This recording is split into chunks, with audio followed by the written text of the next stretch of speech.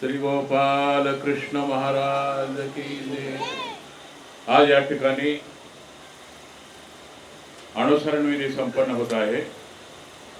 या अनुसरणाच्या निमित्ताने होणारी ही धर्मसभा, या धर्मसभेचे अध्यक्ष आदरणीय श्रद्धेय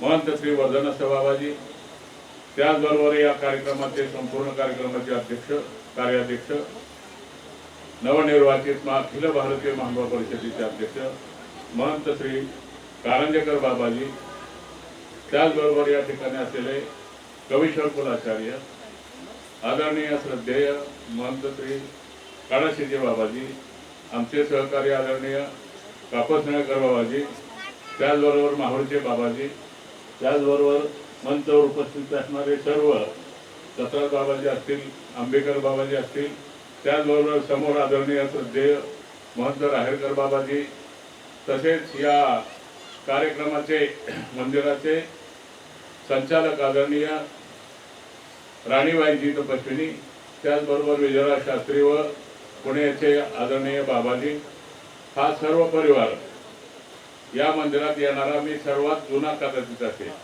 पहिला मी राणी 3 वर्षाची असताना आलेलो आहे। या मंदिराचा माझा फार घनिष्ठ असा संबंध आहे आणि तो संबंध आज प्रसादच्या रूपाने पुनर्स्थापित झालेला आहे, कारण तो माझा पुतण्याचा भाऊ आहे, मामे भाऊ।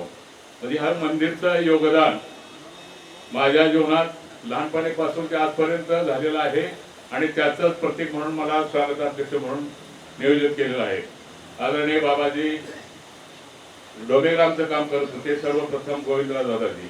त्यावेळी मी 9 वर्षाचा होतो आणि त्यावेळी मला म्हणायचे ते मुंबईला चल, परंतु माझा काय योग आला नाही। मी विजयराज शास्त्रीला इथं पाठवलं, त्यानंतर हा बी आलेला आहे, सागर बी, आम्ही ही सगळी मंडळी या दोन्ही मंदिराशी संबंधित मी आहो। सांगायचं तात्पर्य या वडाळा मंदिर आणि पुणे मंदिर या दोन्ही मंदिरांचं मानवा पंथाला फार मोठं योगदान आहे। या ठिकाणी सांगितलेलं आहे मी की धर्मकार्य बाबांनी अनेक मंदिरं बांधले मानवा पंथात गोविंदराव दादांनी, की ज्यामध्ये डोमेग्राम, फलटण, पैठण, पंचाळेश्वर अनेक मंदिरांचा जीर्णोद्धार बाबांनी केलेला आहे। त्याचबरोबर बाबांनी चक्रधर गुरुकुलची स्थापना करण्यात फार मोठा त्यांचा सिंहाचा वाटा होता, सांगायला पाहिजे अशा वेळी, आणि ती परंपरा आजही चालू आहे। 2 वर्षापूर्वी 3 वर्षापूर्वी आदरणीय बिडकर बाबाजी आणि आम्ही चक्रधर मंदिरची वास्तू ही पडायला झालेली होती आणि त्या वास्तूचा नूतनीकरण करण्यासाठी बिडकर बाबाजीने एक रूम दिली, मी फलटण देवस्थानतर्फे एक दिली आणि तिथून मी चक्रपाणी शास्त्रींना फोन केला की आपण एक काय द्या। चक्रपाणी शास्त्रींनी 3 रूम दिले। त्यानंतर देवाकर बाबाजी मला म्हटले मुंबईचं काय, विजयराज आमचे दोस्त आहेत। मी त्यांना सांगितलं मुंबईला जायचं असेल तर आदरणीय श्रीमान मनमोहनजी बाप्पा यांना आपण भेटा, आणि त्याप्रमाणे ते मंडळ देवाकर बाबांच्या अध्यक्षतेखाली असलेलं मंडळ या ठिकाणी आलं आणि बाप्पाने सुद्धा 3 रूम त्या फैजपूरच्या कार्यालयाला त्याच वेळी 13 लाख रुपये दिले।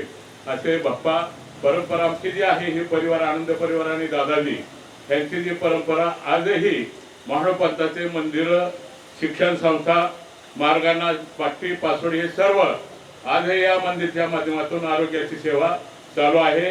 हे असंच चालू राहणार आहे की परमेश्वराकडे आम्ही प्रार्थना करतो आणि हा प्रसाद या मंदिरात योग्य ती सेवा करेल, आपलं योगदान देईल अशी त्याच्याकडून मी अपेक्षा करतो।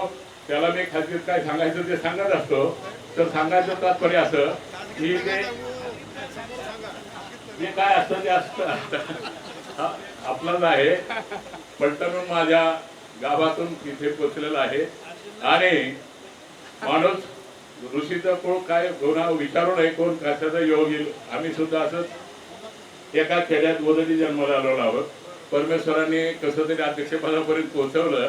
सांगायचं तात्पर्य की ही जी योगदान आहे या मंडळींचं, बबीबाईजी सुद्धा माझ्यावर मुलासारखं प्रेम करत होत्या आणि हा जो मुंबई आणि पुण्यात मंदिर जे आहे त्यांचं मानवा पंथाला पुण्यामध्ये पुणेकर बाबांच्या बाबतीत जर सांगायचं, एखादा जर आजारी असेल तर त्याला तिथून रोज डबा जातो, पण डबा जात असताना बाबा जर भेटायला गेले तर रिकाम्या हाताने जाणार नाही, 2 किलो फळं घेऊन जाणार असे हे बाबा आहेत।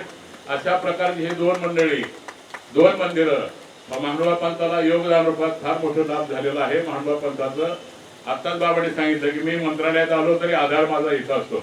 सांगायचं तात्पर्य की अशा प्रकारच्या या सेवा जे मंदिराने केलेल्या आहे, महानुभाव परिषदेच्या वतीने या मंदिरांचं आम्ही अभिनंदन करतो आणि माझे उच्चार संपवतो.